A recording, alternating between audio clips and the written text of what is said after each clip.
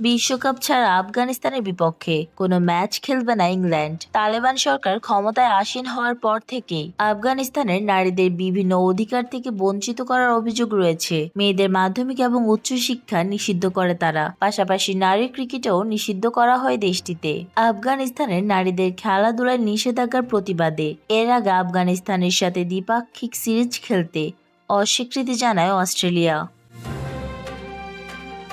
এবার ICC tournament ব্যতীত আফগানিস্তানের সাথে কোনো ধরনের ম্যাচ সিরিজ না খেলার ঘোষণা দিয়েছে England and Wales cricket board. Taliban শাসনের অধীনে নারীদের অধিকার নিয়ে উদ্বেগ প্রকাশ করে এই কথা জানান ইসিবির সভাপতি রিচার্ড থম্পসন।